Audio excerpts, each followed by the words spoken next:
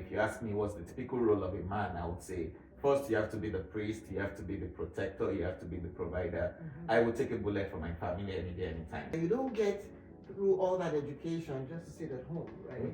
And I think it's really unfair that we both go to work, we both get back late, and then I want to spread my legs and watch soccer and expect you to fix dinner. And where do we get all these ideas of these are men's roles and women's roles? If the man is the better cook, let him cook, right? If the woman is the better cook, let her cook, Women now should be CEOs that can be fully fulfilled, being stay-at-home dads, running their businesses from their homes and supporting their spouses. So we were planning to get married. So I moved and I changed jobs August 15th, 2010, and then I changed jobs. I started a new job August 15th. I got married October 23rd, meaning that I only got half salary in August, full month salary in September, and I got married before October salary was due. Wow. But we were always praying together, always doing everything together. And while we were on honeymoon, our honeymoon was in Ogun State. We didn't have money to travel out, but while we were on honeymoon, my 9 month salary was paid. Oh, wow. Yeah. I like the entire thing in its entirety. Like And I moved everything to her account. And Funta was like, why? I said, just keep it there. And she was shocked. She was like, oh, no. I said, just one thing, help me pay my tithe. And then the rest determined out. So for me, I conquered that, money thing at 16. I prayed, I fasted, and that's why today I've not moved my money one bit. So be open, communicate, be transparent. When your spouse knows what is coming in, then you guys can plan around it, manage expectations and all of that. And I'm going to say this again. When I was in between jobs in Nigeria, I told my mom, I said, we're spending my wife's money. I don't have money. Just because I don't want my mom to feel like, and she might see this, I love you, mom. I don't want my mom to feel like, oh, this is my son's house, this is my son's money. And I wanted to make my wife look good as well. So I told her, right now we don't have money, we are spending my wife's money, so let's manage expectations. And when the tables turned, okay, we are back, so what's up, what do you need? We never for once had to really fight over money issues. Thank God for this kind of phones that you can use biometrics now. I would literally ask her, what's the password to my RBC account again? That's how I am with money. I don't know. Transparency. Yeah. So that's one challenge, and that's one way that's hard for a lot of people, overcome. Right? I have to that point, to the financial point, I also, when we talk to young people, and also between me and my husband, we decided from the get-go that money will be inconsequential in our relationship. It will not cause any form of dispute or disagreement or whatnot. We also are open books. In fact, what you just said about asking your wife for your password, I remember, I think I was in the UK at the time, and I wanted to log into my GTB account. We weren't even married at this time. I had to call him. He was in Nigeria. Baby, what's the password to my GTB account? So being open is very important. Now, but another flavor to that financial challenge is, not having enough money. We talked about balancing everything. Not having enough money to hire help. And that's the question that should remind me. That should remind me. Okay. I like the fact that you're already going. Okay. So before you go into that, my second challenge was going to be the challenge of mental well-being.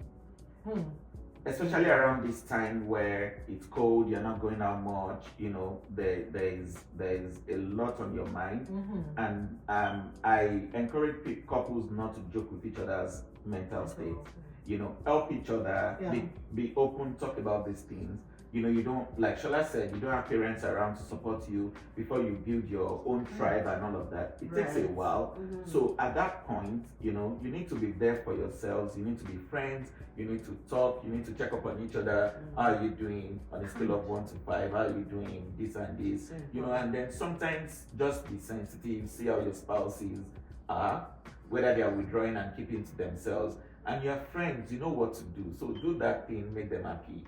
So that's one other challenge that we often trivialize, and I thought to just mention that. And in African, society, we're not keen about mental. What's wrong with you? Get up and it's a brand problem. We don't even believe in depression. They probably call depression move. And honestly, I think that's a big deal. Like this morning when I woke up, I was like this week was so exhausting for me. And I told my mother, I'm like, man, I have to shoot sometime today, and I'm exhausted. I can't even. It made sure the kids are not even come to stress me. What you want? Let's all go outside. Just close the door and made breakfast for everyone in the house. And when it was like 10:30 to 11, then I strolled downstairs and my food was ready. And I'm like, that is just be kind to your spouse. I think it's just, and it goes both ways. It could also be your husband has traveled, he came back, he's tired, he's exhausted. That's not the time to say, hey, I told you last week, you did not listen to me. I think it's just being kind to that person and knowing that this person being sensitive is the word. Now let's move on to that question that I had around. Sometimes, like you said, sometimes you forget, right? Because a lot of things happen. You're so busy. I keep saying life is life. There's so many things that are happening. You can pay for it, right? And I don't want to eat into that because I think you, Sola, you can kind of speak to that. But you can pay for it. Your house, you know that it's your responsibility to clean the house, right? For some of us that don't like clean, like it's your responsibility to clean the house. You don't have the time to pay for someone to come clean the house. And there's some spouses that will, I cannot eat somebody else's food. But your wife is exhausted and tired and she cannot do it. Share your thoughts. Yeah, so that's wonderful. Where I was going to take you from is if you don't have the financial capacity to even do that, it will add to the challenges we were talking about. Yeah. But flipping it around, if you've been blessed, if you guys are working and you have some disposable income, you can make life easier for each other, for yourself and for your spouse. I'm talking about cooking, and again, it goes back to being structured again. As an example, in our house, we try to alternate between the week I cook and the week we order food from a caterer, right? Just to make things a little bit easier so that I'm not cooking all the time. I do not like to clean, so we have outsourced that too, but it has to be within your means as well. Will the cleaner come once every month or once every other 6 weeks or whatnot? Make you work for yourself. So because self-care is important, right? And part of it is the mental state, your mental state, right? So even if you don't have that, like constant person living in your house as a maid, as a cook, as a driver or whatnot, wherever you can, relieve yourself of the stress. You don't have to drive downtown every day. You can take the train or you can Uber, if you have the finances to cover that. So finding ways to just ease life for you, and also you can, in terms of kids, you can hire a babysitter if you're comfortable with that, to just, have some time with your spouse, go on a date together, and talk, check on each other mentally. Regular check-in is very important. If you cannot afford a babysitter or you don't trust babysitters, try to find maybe a couple friend that you'll be tag teaming, right? This week you are the one watching the kids while me and my spouse will go out, or next week you guys are going out, you can bring the kids to our house so that we can support one another and help one another grow. That's an amazing concept. I chip in as a guy. Because guys would say, some guys would say, oh, I can't eat somebody else's food. But when they go to a restaurant, they eat. Right? So I think... Good point. Exactly. We will shake this the way it be.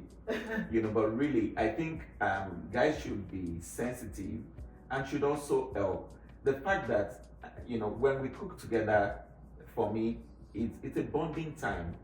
But these days, when I want to cook, I want the kitchen to myself, I'm playing a message or blasting music. Like yesterday, Punto was working till like late at night, and I was cooking from 5:30 till like past 10 p.m. I made assorted with pepper soup, I made catfish pepper soup, I made snails, peppered I'm snails. coming over. You're welcome. And then she was working, right? I was there. And when I finished, I served her, took it upstairs, and then served her. She ate. She was like, oh, thank you, God bless you, as usual. That was all I live for. That thank you means the world to me. I want to see her smile. I want to distress her as much as I can. And then she finished eating. She brought her plate. I did the dishes. It was not a big deal. But guess what?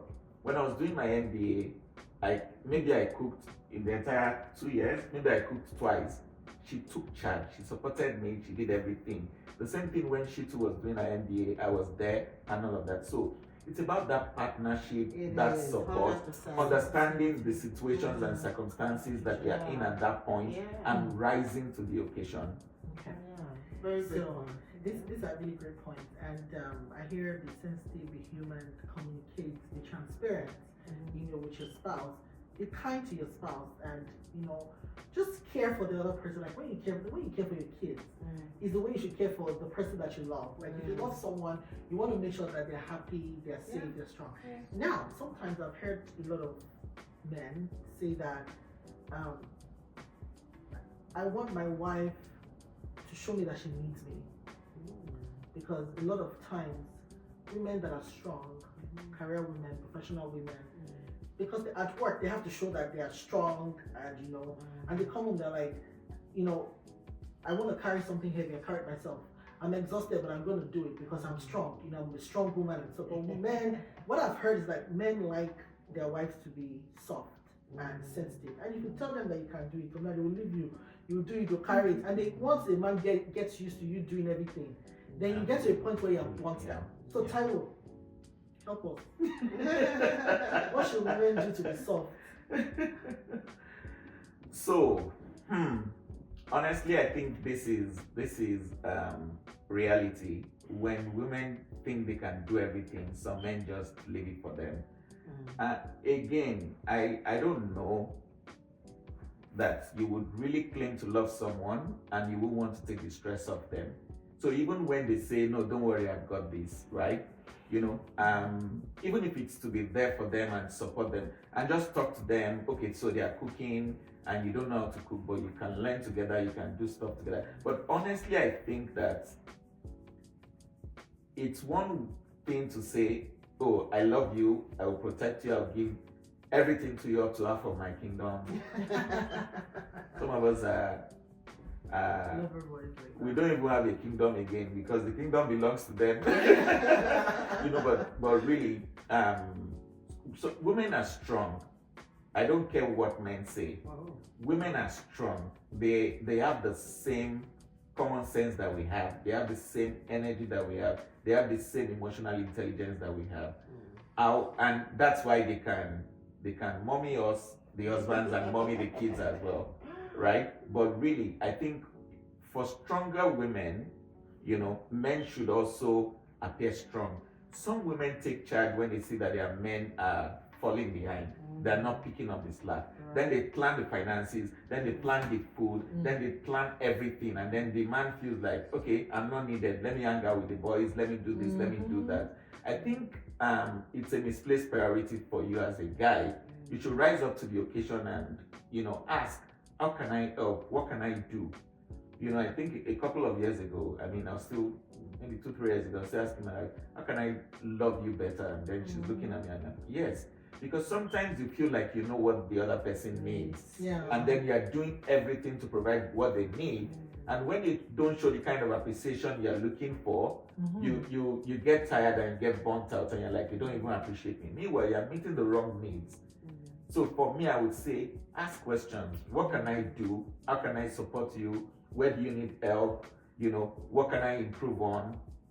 Because some men like to give feedback, but they don't like to take feedback, right? So, but because you are equals, you are partners, nobody is subservient, you can have hard conversations, without maligning anybody's character or making anybody feel bad or talking anybody down. You can be firm, correct each other in love, but I think men should, we say we are the head. Let's be the head of patience, head of perseverance, head of asking questions, head of doing everything. So if you are the head, then take the lead, ask the questions, provide the support, and think outside the box. Maybe they don't like cleaning. Your kids are old enough. You're pointing to me. No. I said you guys said you don't like cleaning. So put your kids, let the kids help out. They are teenagers. Wherever they can. Let the kids help out. Oh, you don't like cleaning? Let's get a robot that cleans the floor and all of those things. Little things like that, right? Again, if you can afford it, like Shola said. But if you can't, what stops you on Sunday morning or on a Saturday morning? You wake up as a guy and then you're helping to do some things, and all of those things around the house. You can do that, play music, take the stress off her, and so that when when you put forward your check at night, it's not going to bounce because you've taken the stress off her. Bounce check. Amen. Because an investment, I like that. Points, I know people, it's a really great point. There's something you said, help. Some people say, oh, they're not actually helping, they're actually doing their responsibility. Yeah. Right? But it also depends on how you've said, what each person's responsibility is as well. Because I was always say, why did he say help? Oh, the great lady said help, but it also depends on it. I hope you're taking notes. But don't drop that pen because there are 2 more questions that I'm going to ask.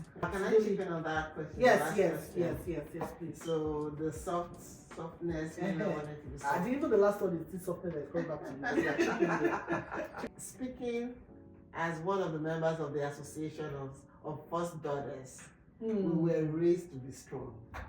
Okay, we were raised to do things, to get things done on your own, right? Not needing help. So for me, coming into my marriage, it's something I had to consciously learn to receive help, from my husband. I was like, well, ask now. I can help you. I can't be carrying that bag of rice. But 15 years in, I'm the queen of asking for help now. So we can actually learn, we can teach ourselves, to lean a bit more into that feminine side that the Lord has blessed us with. So with time I've learned also to receive help now. Baby.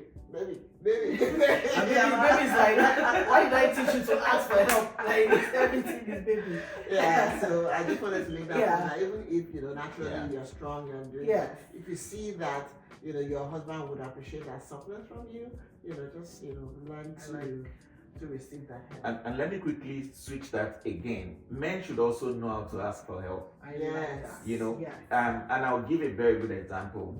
My wife does 90% of the driving in my family for reasons best known to us, but she does more of the driving. She's not here today, I have to drive myself. But I jokingly say, oh, she's a family driver. I have to learn to ask for help. Because driving for her is easy peasy, like second nature, but for me, it's hard work. So I'm on the highway and my head is spinning and everything and I'm struggling. And she's graciously asking me, baby, do you need help? I'll say, no, don't worry, I've got this. But meanwhile, when she drives, it's effortless for her. So men, also learn to ask for help and also learn to receive the help when it is offered. Sometimes pride will not let us ask. But when our partners and our spouses notice and they do, offer help, take it. So I like what you said about when the help is offered, receive it. Now I'll give an example of my own experience. So when we moved to, when we're in the Middle East, my husband used to do dishes. I didn't like doing dishes. There are many things I didn't like doing. So I didn't like. Girl life. So this was when I come over to the other side. I remember I said I was raised to be strong, so I did all those things well in my former life. But now, transition. Anyway, so he used to help with dishes back in the Middle East. We didn't have dishwasher.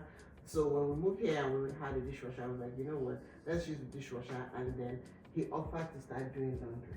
That since he's no longer doing dishes, let him take up the laundry. I was super grateful, but I am finicky with my laundry.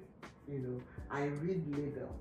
I read which one needs to be washed with cold water, which one does not to be ironed. So I can keep clothes for years, because of the way I do my laundry.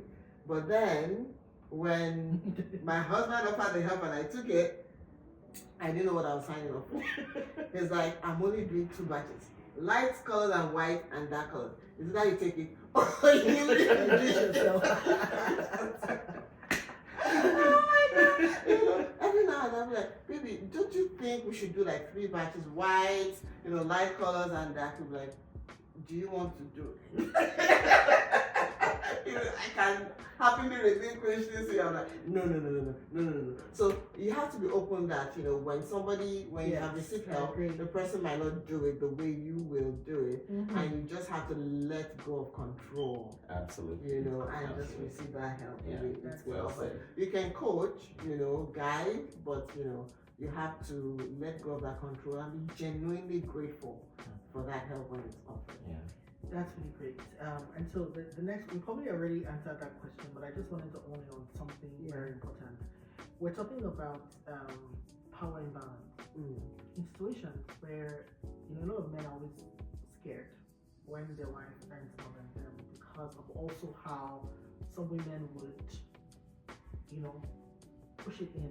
What's that word to do? They will make sure that I earn more than you do, and so I can also make decisions.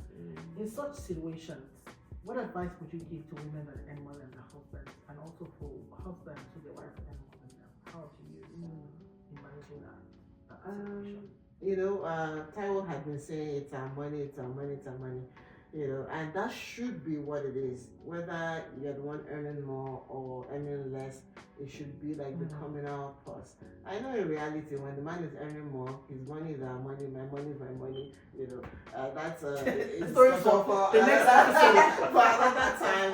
But it should be the community plus, so to say. It should be the community plus, and we need to be humble enough to be able to still give the respect to the man, irrespective of the size of his purse, right? A person's value is not based on how much he makes.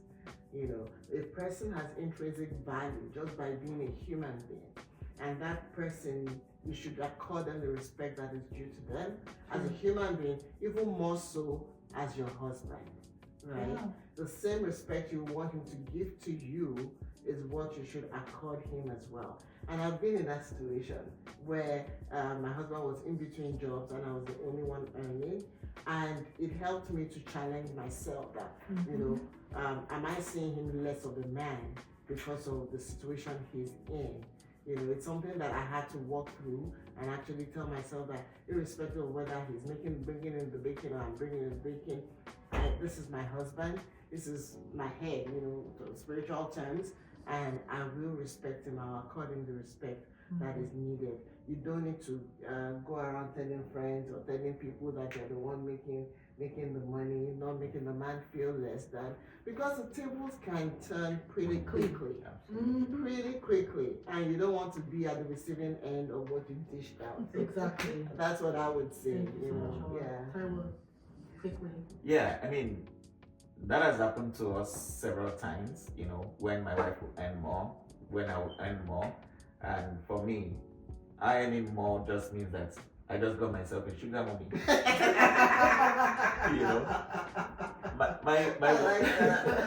My wife is a good human being, good wife, good mom.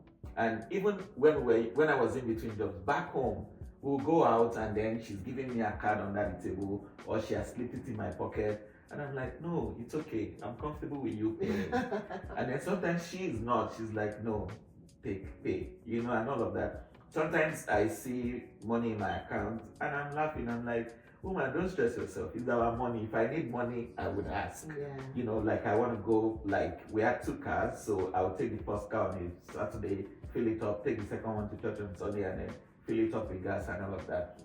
So for me, I think people should get to, Shola just said it absolutely, people should get to the point where the money you have or does not determine who you are. It doesn't take anything from you, and all of that. So women should, at that point, like you said, be more communicative, ask questions, be more open about your finances, and maybe don't make important purchase decisions on behalf of the family.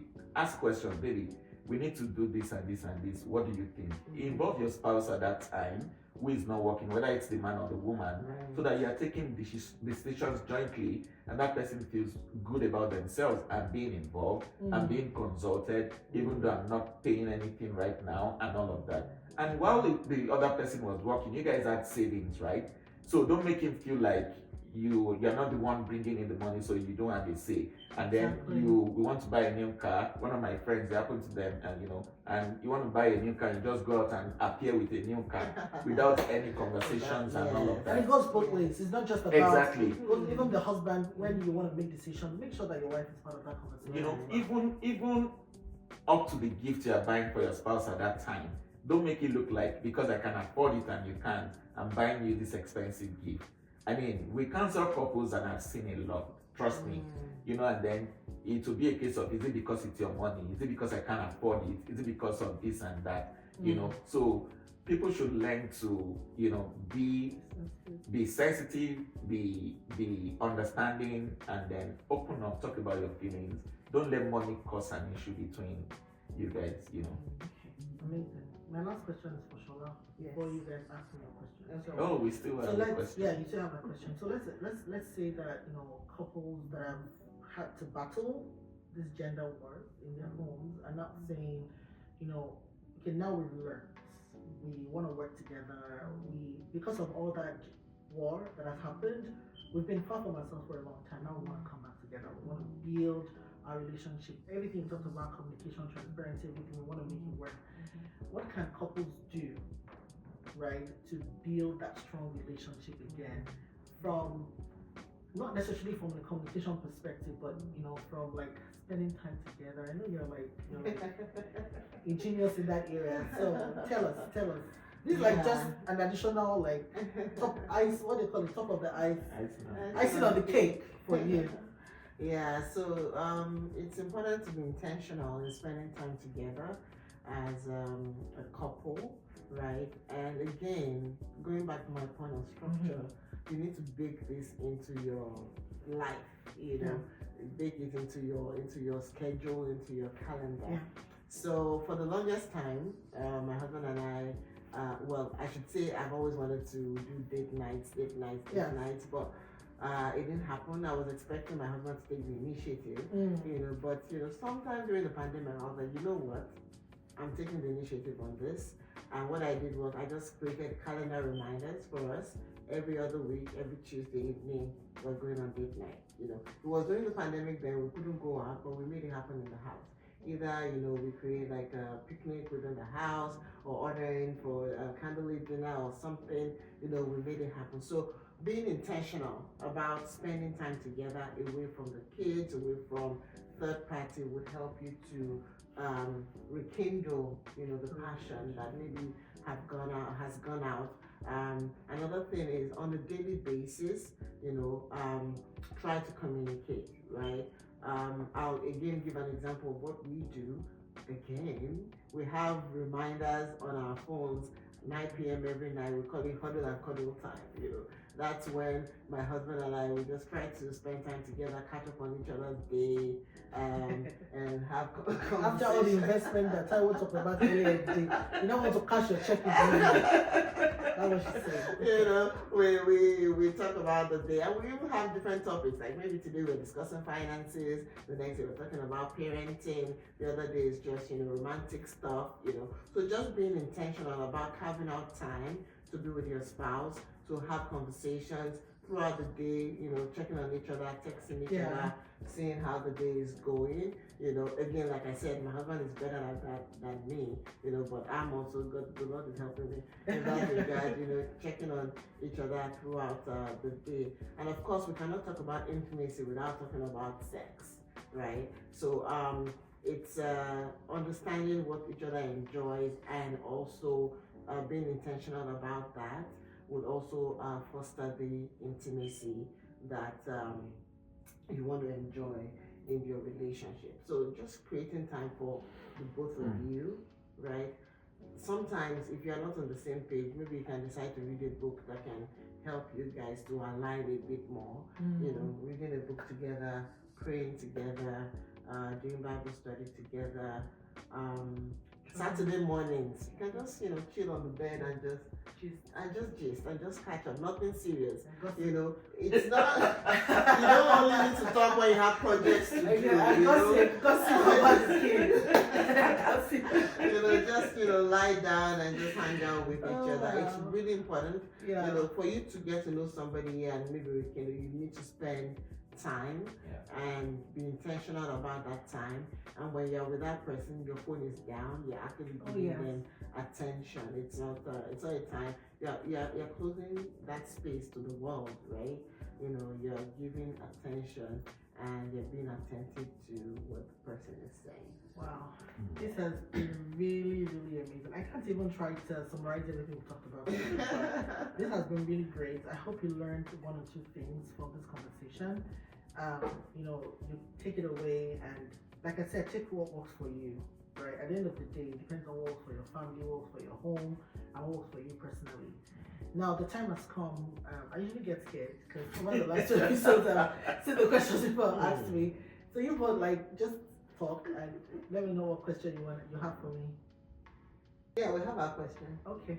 Yeah. So what inspired this YouTube channel? Honestly, I think that first of all, it's an opportunity for me to learn. I realized that I wasn't living my life intentionally for so many years. I was just living it as, prioritize things that were not very important to myself, my family. And as I began to get more intentional about my space, my family, I thought that, I started becoming a better person. My mental space started becoming, easy. And I thought there are a lot of things that, we all have to learn. I have to learn. And I think a lot of people would like to hear. And there are people that are doing it well. Sometimes, reason why people don't know things because they don't know people that are doing it great, right?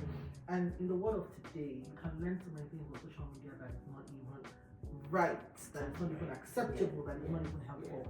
And so I thought, if the media is pushing their own narrative, it's an opportunity for me to get people that I know personally that have really done or are doing great in an area, and I would learn and people can learn from it, like just pushing the right narrative. And this just happened. I've been wanting to do this for over a year now, but of course time was never available. But time will never be available. Taiwo looks at the rain will never plant. Thank you so much. This has been an amazing conversation. Please do subscribe and watch out for the next video. I want to thank Sola and Taiwo for today. You both have been so amazing, sharing your experience of 15 years. That has been great. For those people that are just getting married or those that have been married for a couple of years, you've learned from them. I've learned from them as well. So I really want to say, and for single people, hope you're learning too. We're going to talk more in a couple of, I think that one of the episodes we're going to shoot next would be managing finances in marriage. So all of the conversation around money and everything, we'll talk about how to kind of structure that as well. So thank you again for listening. Share with your friends, and don't forget to subscribe.